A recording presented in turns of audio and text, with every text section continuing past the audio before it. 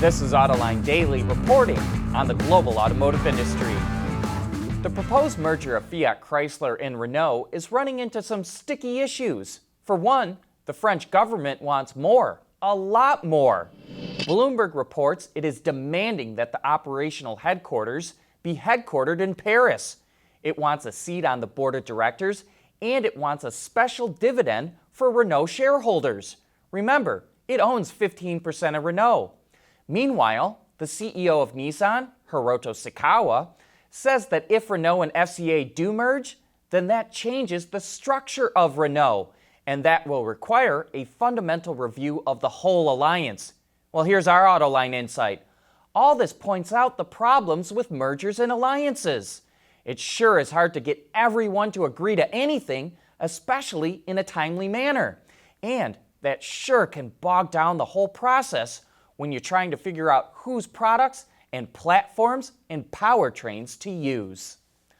Last week, President Trump threatened to increase tariffs on goods coming in from Mexico if it doesn't stop illegal immigrants coming to the U.S. A 5% tariff would kick in June 10th, increase to 10% on July 1st, and go all the way up to 25% by October if the administration doesn't feel like Mexico is properly addressing the problem. But in a new report from Deutsche Bank, it says that would hit the Detroit automakers hard and cost them billions of dollars. If the tariff goes up to 25%, it would cost GM $6.3 billion in annual profits, $4.8 billion for FCA, and $3.3 billion for Ford. GM would have to raise the price of its cars by $2,400, FCA $2,200, and Ford $1,600. Including all car brands, the average price of cars would go up $1,300 for consumers.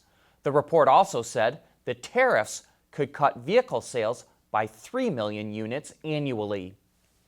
Elon Musk says Tesla's pickup, whenever it does come out, will be a better truck than the Ford F-150 and a better sports car than the base Porsche 911. He wants the truck to be priced just under $50,000 and says it will deliver 400 to 500 miles of range and 300,000 pounds of towing capacity, which would make it the towing champion of all pickups by a factor of 10.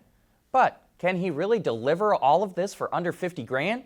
We think he might be tossing out stats on an up-level version that's going to cost more than $50,000.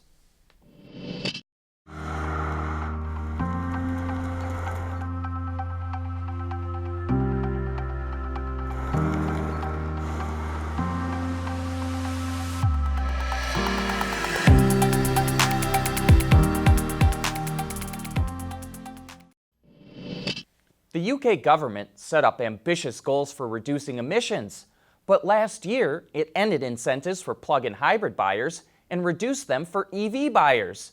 It made the change because it felt like the incentives had helped establish the market for plug-ins and it was time to focus on EVs. But only about 1% of new car buyers are going for electrics. Mitsubishi says the UK would get closer to and meet some of its goals if it again started rewarding buyers of plug-in hybrid vehicles. A survey shows owners of the Outlander PHEV are able to drive in electric-only mode about half the time. It also says plug-ins are a great way to help get people familiar with EVs, and that a quarter of Outlander PHEV owners are most likely to consider a battery electric vehicle for their next purchase. Volvo is partnering with POC, a Swedish company that makes sports and safety equipment, to crash test bike helmets against cars.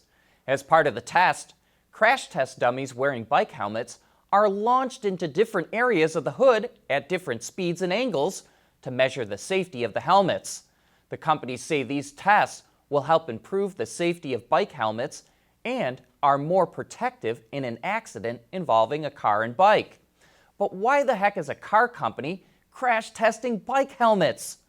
Volvo's brand reputation is built on safety, but nowadays, all automakers have to meet the same safety standards, so tests like this are a way for Volvo to keep promoting its safety image. In racing news over the weekend, the rain-soaked and delayed dual number one at the Detroit Grand Prix was won by Joseph Newgarden in his Chevrolet, just beating out Honda driver Alexander Rossi. And yesterday, Scott Dixon won Duel 2 in his Honda. A shout out to rookie Marcus Ericsson for finishing second, his first podium. And in NASCAR, Kurt Busch powered his Toyota to the first spot in the Pocono 400.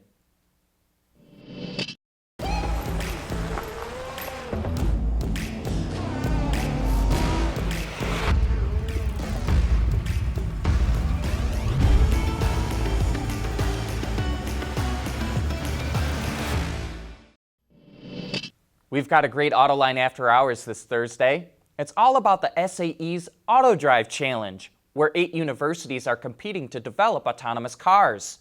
General Motors gave each team a Chevrolet Bolt EV, and we'll show you how they're getting converted to AVs and introduce you to some of the students who are doing it. And speaking of After Hours, last week Jeff Stout from Yangfeng Interiors had some interesting insight into autonomous ride-sharing vehicles. As you know, some experts are predicting these vehicles could be used up to 1 million miles or more. But can an interior last that long? The answer is no. And so the expectation is that certainly high-wear components, seating, armrests, things that you interact with on a very regular basis, that's going to have to get swapped out multiple times. So you're going to have 3 separate, 4 separate, 5 separate lifespans of interior product that'll have to get swapped out. What does that process look like? So first of all, who owns the car? Depending on if this is the city of Chicago and they have a rideshare service being provided by, let's just pick on somebody, Waymo. Waymo then is going to own this car. Do they partner with a Wi-Fi to say, hey, you sold the interior in the first place? We'll let you know when these cars get to a certain threshold of mileage, and then we expect you to swap these out, and you get to more of a subscription service. We don't sell the interior. We sell the service of an interior, and as soon as it wears out, we replace it, which then leads to a technology question, which we're maybe working on. Instead of saying, well, it's been 100,000 miles, I should have a new armrest, widget, whatever, if I could actually, if you're sensing the person's face, can you sense what they touch?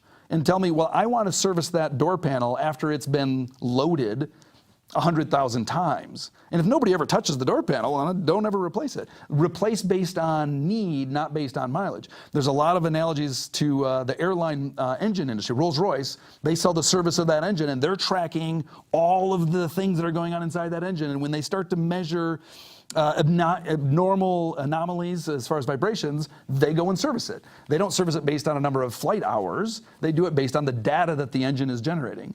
Can the interior have a similar model? Could you service it as it needs to be serviced, not as it comes to a certain mileage amount? And that could be cleanliness, that could be smell, that could be function. There's a lot of factors that would lead to that. And there's more great insight about interiors in that show, and you can watch it right now on our website or YouTube channel. That brings us to the end of today's report. Thank you for watching.